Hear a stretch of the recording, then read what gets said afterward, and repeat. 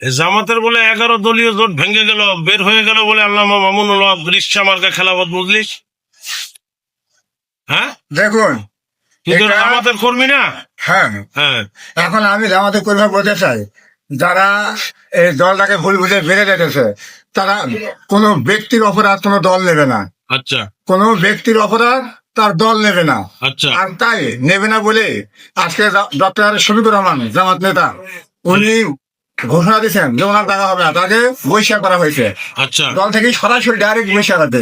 সে এখন running MP, আচ্ছা। তারপরেও তাকে আশ্রয় ঘোষণা দিয়ে হ্যাঁ। বাংলাদেশ জামাত ইসলাম ওই এমপি কে হ্যাঁ, ইয়ে করে বহিষ্কার করছে, নজরুলকে। নজরুলকে। হ্যাঁ, তো আমি বলতে চাই, মানুষ ভুলের ঊর্ধ্বে নয়। আদম আলাম থেকে শুরু করি ভুল, তাহলে নজরুল তার আগে অনেক ভুল করছে মনে হয়। সেটা তো আমাদের জানার বাইরে। হ্যাঁ, ওটা আমরা জানতে পারি তখন সোশ্যাল মিডিয়া থেকে শুরু করে মিডিয়ায় প্রচার হলো, তখন আমরা জানতে পেরে সাথে সাথে আমরা অ্যাকশন নিয়েছি দলের পক্ষ থেকে।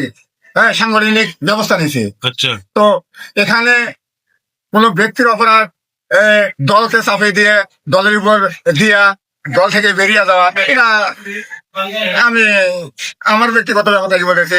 এই আজকে তো তোমার ওই যে খেলাফত মজলিস যিনি জামাতে ছিল আর কি, মামুনুল হক, মামুনুল হক। মামুনুল হক উনি কিন্তু দল থেকে বের হয়ে গেলেন, কারণটা কি? বলে হয়তো ওই অপবাদটা সইতে পারলো না যে আমরা নির্ভুল দল জমা দিলাম, হলে একটি নির্ভুল দল, একজনকে মানে একজন নেতা, সেটা হলো মোহাম্মদ মুস্তাফা সাল্লাম। আচ্ছা ওনাকে অনুসরণ করে আমরা চলি। তো যখন আমরা উভয়ই চলি, তো আমরা ওই দলের ওদের কথা এটা যে দুঃখিন।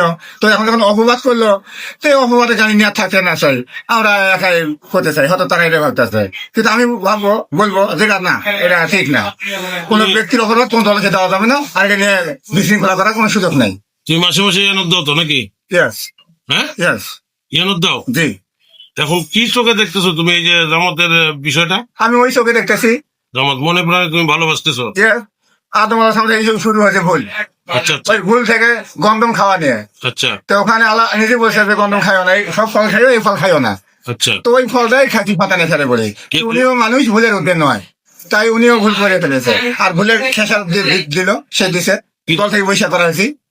কোন দল নেবে না অপরাধ। এই ধরনের ভুল যদি আর কেউ করে, ওই একই অবস্থা হবে, ওই একই শাস্তি হবে, বৈশাখ করা হবে। তো যারা এটা নিয়ে বিভ্রান্ত ছড়াচ্ছে তাদের ব্যাপারে কিছু বলো। তাদের ব্যাপারে আমি বলবো যে আপনারা কোনো ব্যক্তির বিষয় নিয়ে দলকে দোষ চালাবেন না, ওই ব্যক্তির উপরে দোষ রাখবেন।